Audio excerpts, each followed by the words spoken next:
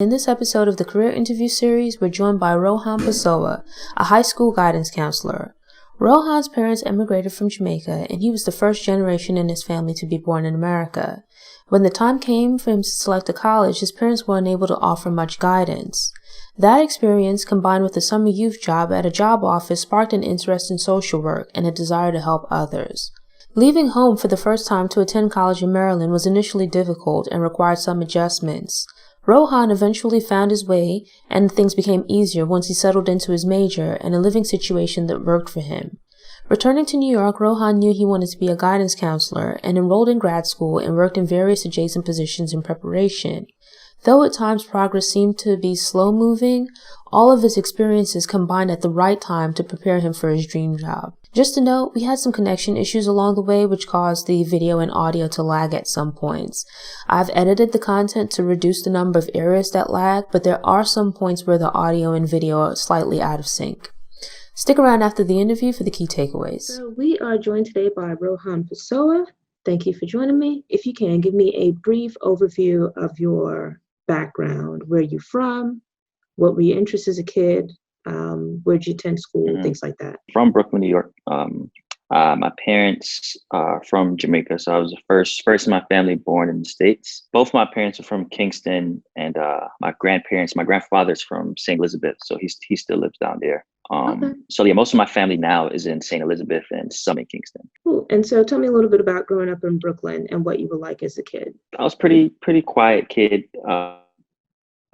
pretty kind of, to myself, very family oriented. I feel like I didn't really come out of my shell, I guess you can say, all the way until maybe even college.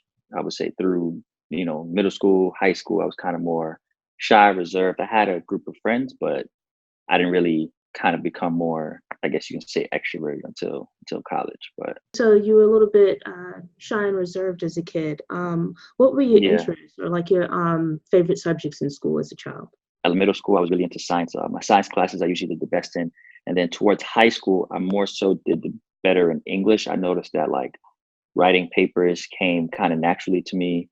But as I got older and science got a little bit more difficult, like chemistry completely just turned me off to science altogether. Physics, I didn't do well in physics. So I started leaning to more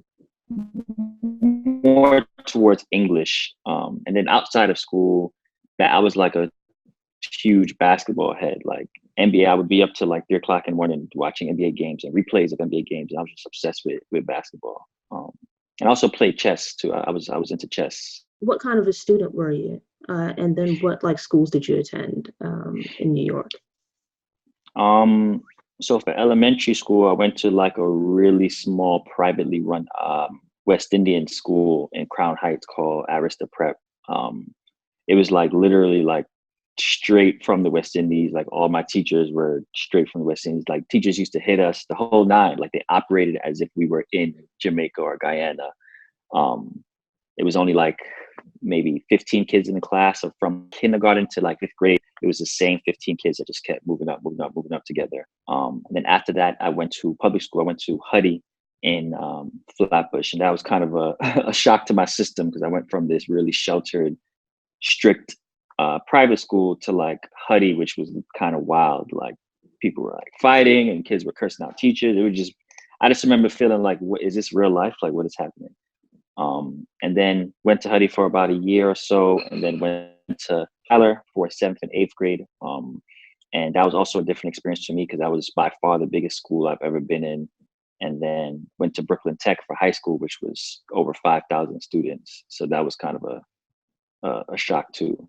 But so after I graduated high school, I went to Morgan State University in Maryland, got my bachelor's there in social work, and then came back to New York, went to Brooklyn College and got my master's in education and counseling.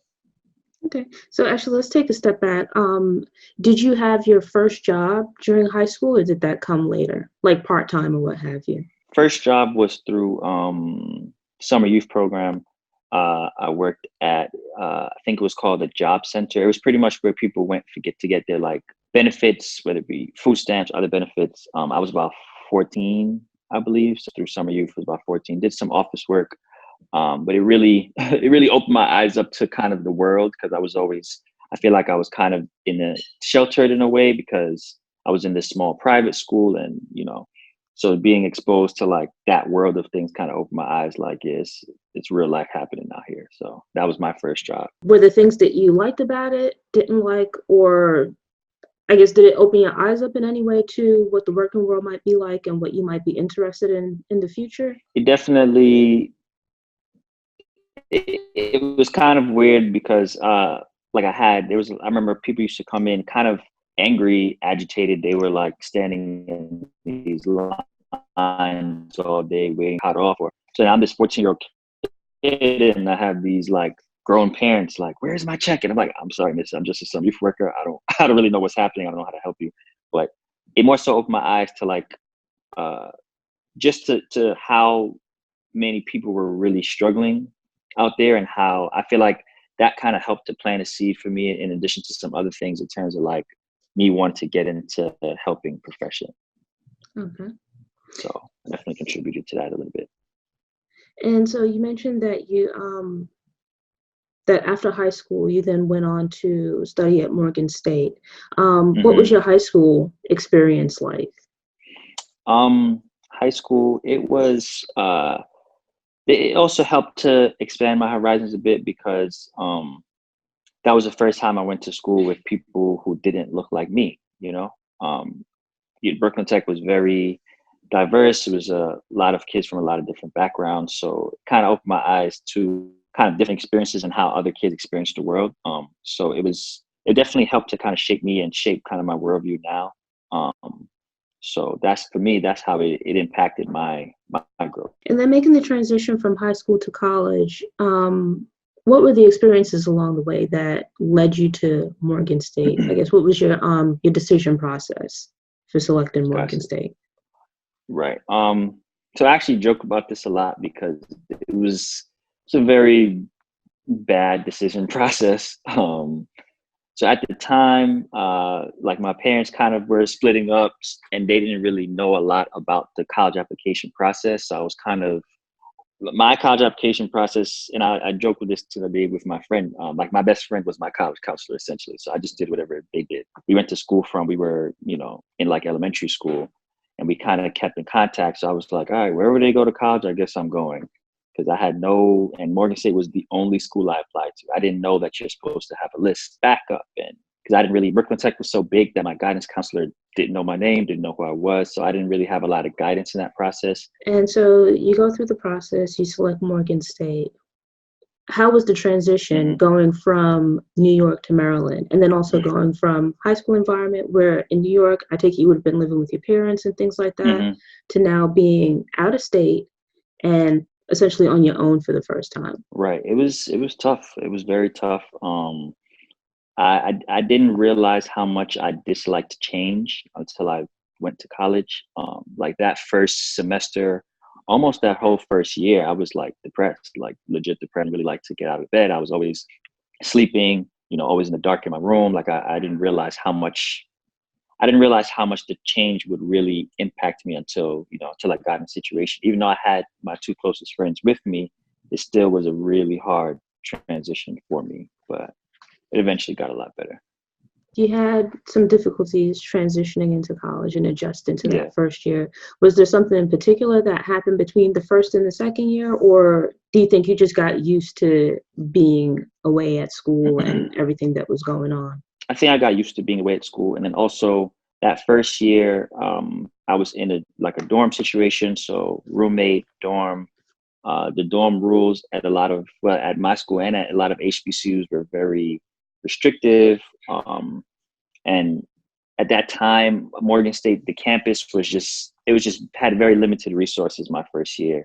And then going into my second year, there was a lot more opportunities to join different situations. Me and my friends moved into more of an apartment style kind of dorm. So it gave you a lot more freedom. You met more people that way. And then, so just the atmosphere changed, and also, just me becoming more comfortable with being away changed, and it just became a lot better experience. During that second year, you now have a bit more independence, or at least you have sort of a more real world living Right. situation where you aren't like on campus or not on campus, but you're not living in dorms and whatnot. You have like an apartment. Sounds like at that point you also became more involved with things going on campus.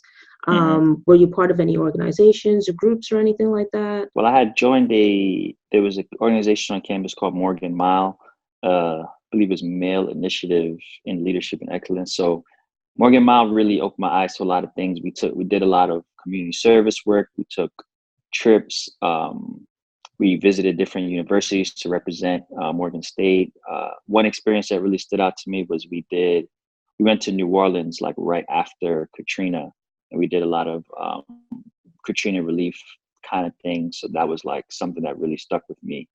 And then in addition to that, socially, I had me and some of the friends that I met at Morgan who were also from New York, who were also West Indian, who were also into dance hall the way I was. We kind of had like a dance hall crew.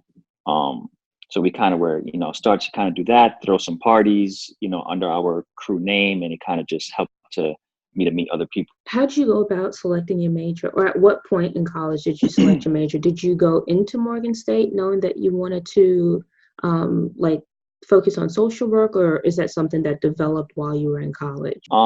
So freshman year, I really didn't know what I wanted to do. I knew that I liked helping people, but I didn't really know what that meant in terms of a career or a major. So actually, my freshman year, I went in as like liberal arts general studies, and then I started to take like online career inventories. Those things, you go online, you answer questions, it kind of tells you what majors or what careers might be good for you. So what kept coming up was like counseling, education, social work, teaching. That kept coming up. And I eventually kind of narrowed it down based on what Morgan State offered, which was social work. So I, ended up selecting my major as social work, knowing that I eventually wanted to go into schools long term.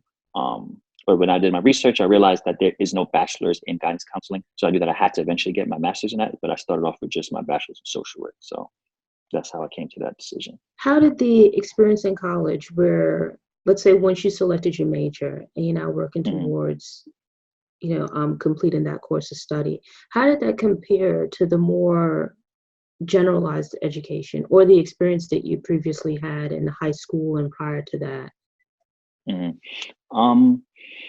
I think like once I got into my social work classes, more so the end of sophomore year, I realized that my grades significantly improved because for the first time I felt really connected to what I was actually studying. It didn't feel like I was doing things just for the sake of memorization for exams. Like I felt like the information I was taking in was like genuinely like going to help me in the future and connected to what I was interested in. So once I started taking those major classes, like it really kind of motivated me to do well and to really put the time and effort to do well in school, which before I feel like in high school, it was more so try to get decent enough grades that your parents won't be mad at you. Like that was really my only motivation back then.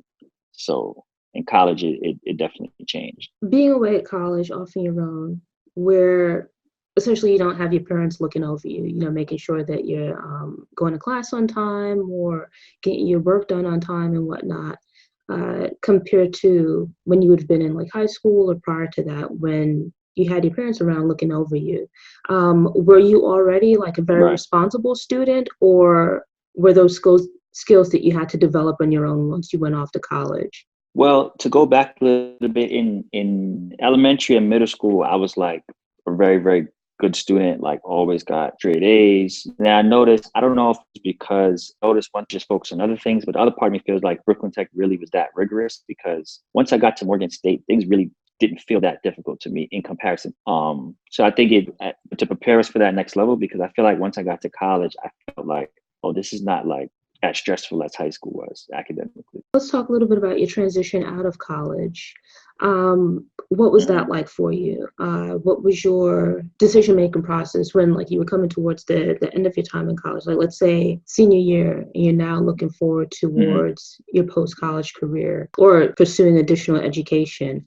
What was the thought process at that point? Or I guess what was the journey at that point for transitioning out of college or out of undergrad? Right. So for me, it was a big part of the decision was coming back home to help support my mom. Because at that point, my other sister was in college. My younger sister was still in high school. My mom had gotten laid off. So financially, I needed to come home to help support her. So I made sure that going to grad school, I made sure I went back home to do grad school so that I can work and help to support her. And then also just just wanting to leave kind of Baltimore, even though I loved my time at Morgan State, I didn't really love Baltimore. I didn't love Maryland like that. So that kind of prompted me to come back. But at the same time, it was really difficult because all of my friends who I went to Morgan there after a year or so after I did. So I kind of came back. I went there with all these friends and kind of came back by myself.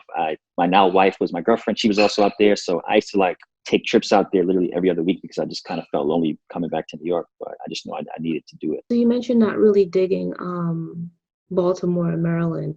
Was there something in particular about the city that you didn't enjoy, or were you just like maybe a little bit homesick? I guess what exactly was it that that you didn't enjoy about Baltimore or Maryland?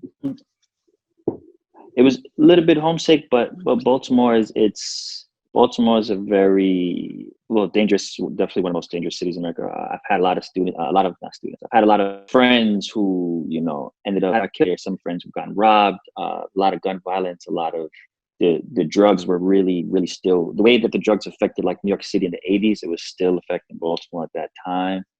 This is like around the time the show The Wire was out. And all of that stuff that was happening on The Wire was really happening in Baltimore. So it was just very uncomfortable. It was always kind of looking over your shoulder at night. It was just, I had a certain paranoia being out there that I just did not enjoy. So I'm like, nah, I got to come back home. You leave Maryland, you come back to New York. What were you doing then? Did you go straight into grad school? Did you start working? A little bit of both? I went straight into grad school and I was working. I was working at so my grandmother used to work for a place called Church Pension Fund. It was like an insurance company. So she ended up getting me a part-time job there. And I was going pretty much full-time for grad school during my first year. That was the initial transition. But then eventually, because I had to do my internship, which took up a lot of time, I had to quit Church Pension Fund, and I was working part-time doing retail, doing kind of other jobs here and there. I did the Census Bureau job, just any way I can kind of get money. It was in grad school. I did so, but grad school was the main priority. You're now in grad school, working towards this goal of becoming a guidance counselor, and you just finished studying undergrad. I haven't attended grad school, but from what I understand, like some people find high school difficult, and then other people find college difficult. But even having completed undergrad, there's still, I guess, a difference in the rigor of undergrad versus grad school. Did you find that to be true, or do you feel like it was pretty comparable to the previous educational experiences you had?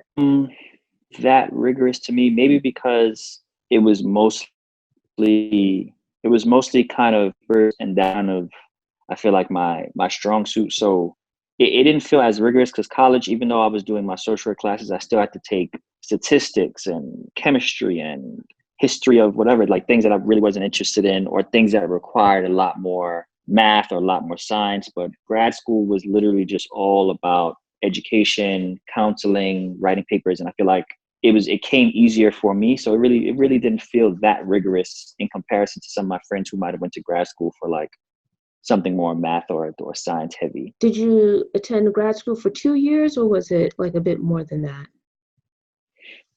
So initially with counseling, it's 2 years. And then to become a certified school counselor in New York, you need an extra 30 credits beyond that 2 years, but they give you 5 years to complete the extra 30 credits. So once you finish the first 2 years, you get your provisional guidance counseling certificate, which you can use to get employment. But to be a guidance counselor in the Department of Education, you need to get the extra 30. So I did the 2 years. You have the option of doing the extra 30 right then and there, or waiting and coming back. I did the option of waiting and coming back because I needed to work immediately to kind of help my mom out. So I did the 2 years, got my provisional certificate.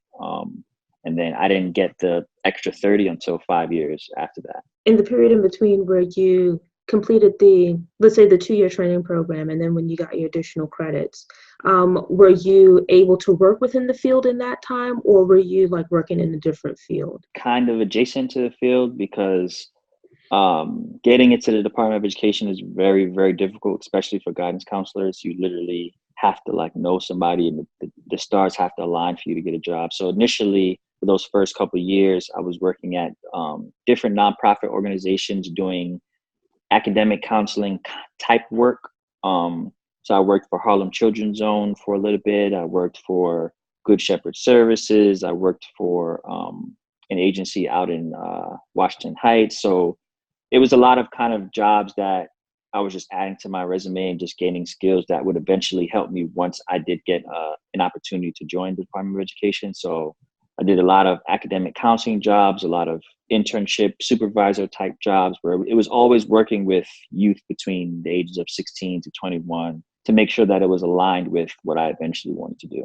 You eventually ended up going back and completing your additional program requirements to get Yes. your certification. Once that was complete, what was the process for you finding your first job? Like you said, it could be really difficult to get into the Department of Education there in New York as a guidance counselor. Were you able to immediately transition into becoming a guidance counselor, or were there additional positions along the way that you had to pursue? The last position I had before becoming a guidance counselor, it was at Good Shepherd as a college and career counselor. And so when I eventually went back to school to do the plus 30 credits, in addition to that, you were required to do an internship. So in New York City, they have these night school programs called YABC, which operate from 4:30 p.m. to 9 p.m. So I did an internship at a YABC program in George Westinghouse campus while I worked during the day. So pretty much I worked like 8:30 to 4:30 at Good Shepherd as a college and career counselor, and then went to YABC to do my counseling internship from 4:30 to 9. And did that for about a year. And in that same building, there were several schools, because the way New York City is now, all the large schools are now broken down into like small schools inside of one campus. So I met a principal at another school in that same campus. And eventually he told me he was looking for a guidance counselor. So about 6 months after I finished that internship, he called me in for an interview. It went really well. And funny enough, the selling point seemed to be that I went to Philippa Schuyler, because he went to Philippa Schuyler and he was obsessed with Philippa Schuyler. So that really helped me to get the job. And that was in 2014 when I became a guidance counselor for the DOE. Having pursued like this career track for several years, you went to undergrad, you then went on to grad school, you worked at nonprofits in between, went back and got your additional credits. What was the experience like? Or I guess what was the feeling like to finally be in this position that you'd spent so long pursuing? Did it turn out to be everything you expected, or how did you feel once you finally accomplished that goal? So for me, I realized once I got into the position that everything, the way things happen, they happen the way they're supposed to happen, right? So I remember in that 5-year span of looking like grateful, frustrated that I wasn't starting. But once I actually got the job, I realized I wouldn't have been able to do the job if I didn't have all those other jobs along the way. So like the skills that I gained from a lot of those other nonprofit jobs and those college and career counseling jobs really helped me to get this job and helped me to do well at this job. So I realized that if it would have went the way I wanted it to go, which is to get that job straight after grad school, I probably would have crashed and burned because I wouldn't have had the skills that I developed at those other jobs. So once I got into it, I realized like, okay, the timing of this, now it makes sense in my mind, because all those other skills that I learned, I apply them every day. What's it like on a day-to-day basis to be a guidance counselor? I guess, what are the day-to-day responsibilities of being a guidance counselor? Granted, there's no average or typical day. I'm sure like things change and whatnot, but just an overview of like a day in the life of a guidance counselor. Okay, so on an average day, I usually meet with my guidance team, meet with the assistant principal or the principal, just about kind of what the happenings of the day are. We talk about what meetings, like if we have, what parents are coming in, what issues we need to resolve with certain students, maybe stemming from the previous day. Sometimes I'll push into a classroom to do a presentation about, transcripts or academics, or sometimes it's about social issues. So we had an issue with like bullying and cyber bullying and things like that. So I had to push in to do lessons about that. I've had to do lessons about college application process, what they should be working on now, things that they need to know. And a lot of it is just kind of problem solving things. So as the day is going on, putting out a lot of different fires, like this kid is feeling stressed out about this, or these kids got into a conflict about this, or might have to do mediation sometimes between teachers and students, or so it's kind of just used to being plugged in different areas. We're kind of like just putting out fires as we go, which sometimes can be frustrating because there's administrative things that need to be done. But when you're constantly putting out fires, it's hard to stick to a regular schedule every day. But it's just kind of being a presence and stepping up when needed throughout the day in areas. And so you mentioned like your timeline working out, right? That you think that it actually ended up benefiting you, not going straight into being a guidance counselor right out of school, Right. but rather having those experiences along the way. Taking that into consideration, when you look back to, let's say, either when you first graduated from college or even grad school, how prepared did you feel at that point for your career? Like, let's say, the things that you wanted to pursue. And then is there anything that you know now, looking back, that you wish you'd known when you first graduated? I think at the time I thought I was prepared to go right into a guidance counselor job, but when I did eventually get it 5 years later, I realized that I definitely would not have been prepared, and that a lot of those other jobs taught me just so many skills that I would have missed out on if I would have had it the way I wanted, which is getting right into the position. And what was the second part of the question again? I'm sorry. And then looking back now, having had these experiences and having actually been a guidance counselor, is there anything that you've learned along the way, or that you know now, that you wish you knew when you first graduated? Okay, got it. I guess I guess I wish I would have been more proactive in terms of just being confident in who I was as a professional. But I know that just kind of takes time and experience. So now I'm a lot more comfortable in speaking up when I feel like something is not going right, or saying more so what it is that I need, versus coming straight out of school. I was very timid, kind of went along with that. I noticed that I always, back then, any job I had, I would usually attach myself to somebody who was more strong-willed, and kind of use that as almost as like a shield, so that I didn't have to put myself out there as much. And then as I got older, more mature, as I kind of grew as a professional, I learned to kind of just stand on my own and, speak up instead of just waiting for somebody else to say something and piggybacking off of it. So it's not that I wish I would have done anything differently, because I know it's just kind of a learning process, and I just picked things up along the way that I just needed to experience for myself. Looking back over the course of your career, and then also your college experiences, you mentioned the difficulties that you had in your first year of undergrad. Would you say that you've experienced any other setbacks, either during your education process or during your career, or let's say things that you strive for that you might have failed at? Any, I guess, like shortcomings or things that didn't quite work out the way that you wanted to?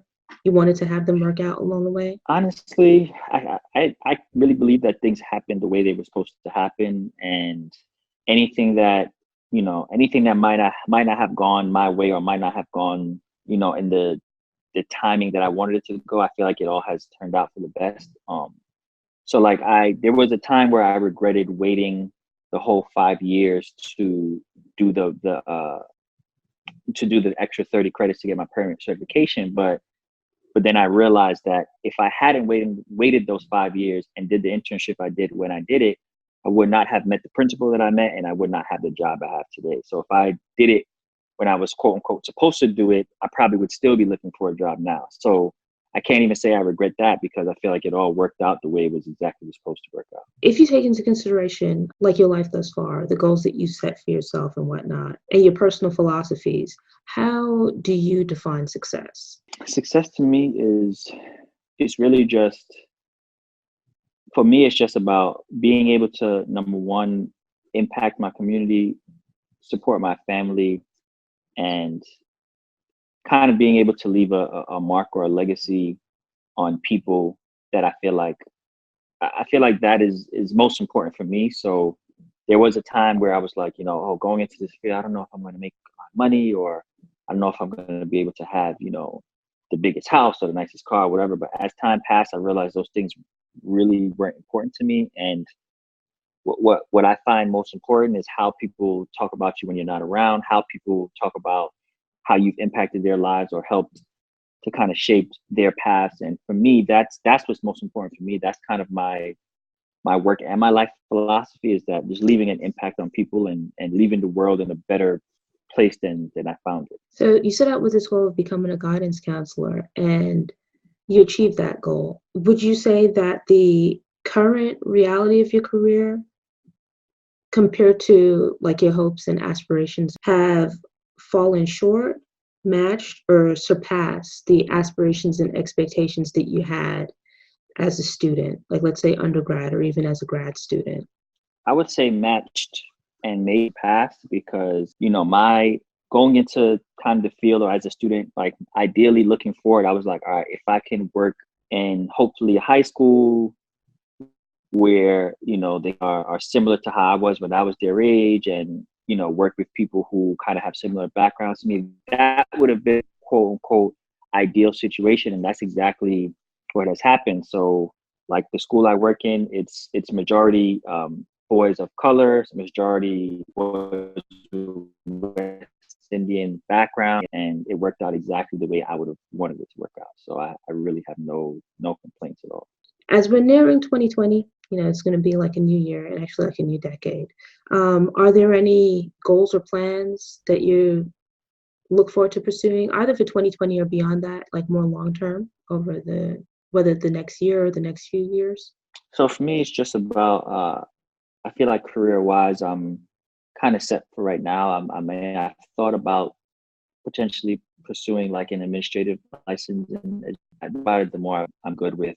I have this on the side that I want to grow so more. So I have a business with two of my best friends called Campus Cards. It's a card game we created just about college life. So it's a game that we kind of have our prototype that we've already started selling, but we're making certain tweaks so that we can sell it, kind of grow it bigger, and sell it more educationally. So that's one goal for 2020 is trying to get Campus Cards to the next level. Also have a side business with my wife. We have an online baking business that has been growing. So trying to figure out how to grow that in addition. And then also I'm a part of a nonprofit organization called I Am She Inc. that started that more so in 2020 and impact the community in a bigger way. So those are three things that I'm aiming to kind of grow more so in this year, and potentially starting a family as well. So you spoke about the experiences that you've had, and then with being a guidance counselor, I'm sure that you do it all the time, offering advice and guidance to like the young men at your school. But taking a more top level view, what career or even just life advice would you offer to your younger self? Like, let's say if you could go back in time and speak to your younger self, or any other young person that's still in school, like let's say high school, getting ready to figure out like their college life, or someone that's in college and getting ready to enter the workforce. What advice would you offer them? I think what I would say is for them to kind of do what works best for them. I think sometimes we get caught up in doing what we think is the best. Doing what we think is best for us based on what parents say, based on what friends say, based on what society says, based on what the expectations that are set for you, based on whatever, whether it be cultural or whatever. So I just think doing what's best for you and knowing that everybody does things in their own time. So I've had students who felt, who because friends started college before them, or their friends did this before them, or I've had parents who've put down like my students to their children, like, oh, why didn't you do this the way your brother or your sister never did this? And it's just very detrimental to young people to constantly be compared, especially in the era of social media, to constantly be comparing themselves to other people. And so I must do what works for you when it works for you, because everybody has, their own path. Everybody has their own time of things, and things will happen when and where they're meant to happen. It's the biggest thing that I wish I would have known kind of as an 18, 19-year-old, is just not feeling like a failure or not feeling like less than because I'm not doing it the way he is doing it, or the way she has done it. Or so I think just kind of making sure that, young people internalize that from young, and knowing that like they have their own path, their own timing, and it's okay to do things on your own schedule. Imagine it's years from now and you're nearing or already retired. Right? Like you're coming towards the end of your career, or you've already put an end to your career. When you look back over your career, what accomplishments or achievements would make you consider it a roaring success, like just, like your wildest dreams kind of thing, versus mediocre or even disappointing? I think for me, as long as, because even now, even though I'm not that far into my career, I have students who kind of come back in. Sometimes the students that I didn't even know were really listening to me, or though I didn't really think that I impacted, and they come back and they're like, when we had this conversation, or when you used to tell me this, like I applied this, and this is how I'm now successful, partly because of what you've done for me, or what you've told me. So for me, that's kind of how I measure success, is that if 30 years from now, let's say at my retirement party, there's 500 students there, and they're all like, because of you, you've helped me now get to this level, or you've helped me to instill certain things in me. Or like, for me, that's more so what I hope, long term to look like. For me, it's not necessarily about money or accomplish, or in terms of like awards or recognition. It's just more so that knowing that I've kind of helped people to get where they are today, that's the reward for me, that I feel like I hope that I'll be able to impact as many people as possible. If you think about people or events, can be famous or only known to you, so like just people that you personally know, has there been anyone or anything that's motivated, inspired, or influenced you and your career, or even just in life in general? I guess when I think about it, there's certain seeds that were implanted for me from young, from my father, who he was never an official educator, but he was very big on education. And I remember in my house in the summer times, he would have like all the kids on my block, a lot of my cousins. He would have his own kind of makeshift summer school where he'd have, some people doing math problems, some people doing vocabulary words. He would make us all watch like Bill Nye the Science Guy, and make us kind of read these books, and do all these things that I feel like, seeing how he kind of took it upon himself to instill that kind of educational value in me, my siblings, just planted the seed in me, official scale. So I feel like I would contribute a lot of that, a lot of my values when it comes to that from him. And are there any specific books that have influenced or inspired you along the way? Well, I love the autobiography of Malcolm X is one of my favorite books, and also Black Boy by Richard Wright. Those are two books that I feel like really stood out to me, really have stuck with me to this day, and have been definitely an influence. Also, Fist, Stick, Knife, Gun is also another book that I feel like really kind of impacted my counseling philosophies.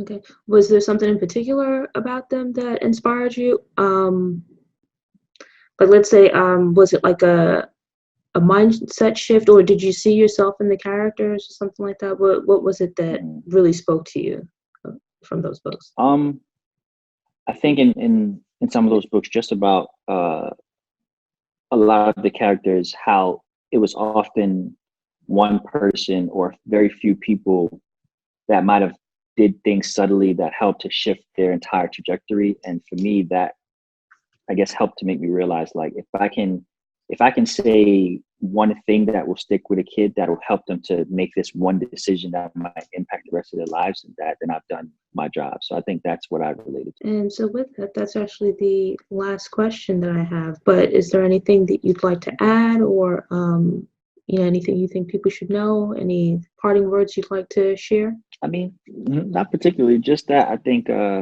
just as a community of people of color, I think we just we just need to make sure that make sure that we're shifting the narrative and shift about ourselves, shifting the narrative for our next generations. So I just feel like it's very important for us to know kind of our stories and our parents, that how much sacrifices have gone into allowing us what we have today. So I feel like for me, I've really internalized that, and I tried to make sure that I live my life keeping that in mind. And I think we just have to continue to impart that on young people and give them the confidence to really think outside the box. Because what I noticed is that with our generation, our parents kind of raised us, I feel like, out of fear and insecurity, because they were just trying to survive. And I feel like for us, we just need to kind of break some of those cycles and teach our kids confidence instead of compliance. And I think that's very important to kind of push going forward, because a lot of other communities are teaching their kids how to dream and think outside the box. And sometimes we shackle our kids with our own fears and insecurities. So I just want us to kind of change that narrative going forward. And that's what I hope to do with my kids. Briefly, if you can share methods for getting in touch with you or learning more about the businesses and things that you're working on, where can people go to find more information? So the business I mentioned earlier, Campus Cards, that's on Instagram at Campus Cards Game. My baking business with my wife is called 28 Grams, which we can also find on Instagram. And the nonprofit that I'm a part of is called I Am She Inc., which is also on Instagram. Okay, great. Well, thank you for participating. It was an absolute pleasure to speak with you and to catch up. Key takeaways. Adjusting to college can be difficult academically, but also on a social and personal level if you're away from home for the first time. Living on campus in the dorms might help some, but customizing your home environment in an apartment might be better for others. Consider getting involved with groups on campus to keep busy, meet new people, and otherwise get help adjusting. Sometimes things happen the way they're supposed to happen, even when they seem like they're not working out. We might have a life or career goal that we're pursuing, but which seems to remain slightly beyond our grasp. We might be able to envision it, but what we view as obstacles or sidetracks get in the way. But when we achieve the goal, we then realize that what seemed to be an obstacle in our journey at the time is now actually helpful. The things that seem to be obstacles or sidetracks have allowed us to learn, grow, and obtain the skills needed to achieve our goal and be successful beyond it. I think we see this in terms of dating being practice, or practice doesn't sound good, preparation for marriage, where we date people and realize what we value in relationships and partners, and also hopefully how to be a good partner ourselves. Part-time jobs and internships, like early in your career, are preparation for your real career, where you learn how to conduct yourself in a work environment, figure out what you need to thrive in an environment, and how to apply the things you're learning in school to the real world. By all means, strive for your goals, but be sure to take the time to learn from the journey along the way. Do what's best for you, and realize that everybody does things in their own time. Comparing yourself and your progress to friends and family members can be a burden. This is especially true in the age of social media. But we're individuals, and everyone has their own path or journey in life. Don't beat yourself up because you're seemingly not as far along as the other people you see or the people that surround you. It's important to understand your family history and the sacrifices that your parents and ancestors have made for you. But it's also important to instill confidence in the youth so that they feel comfortable thinking outside the box. Parents who are working hard to survive can sometimes raise their children in fear, shackled by insecurities. We have to break the cycle and teach our kids confidence instead of compliance. Thanks for tuning in. If you enjoyed this episode, please click the thumbs up button and share it online. I hope you'll also subscribe to the channel to get motivated, get inspired, and get stories of Black history made and in the making. Until next time, take care.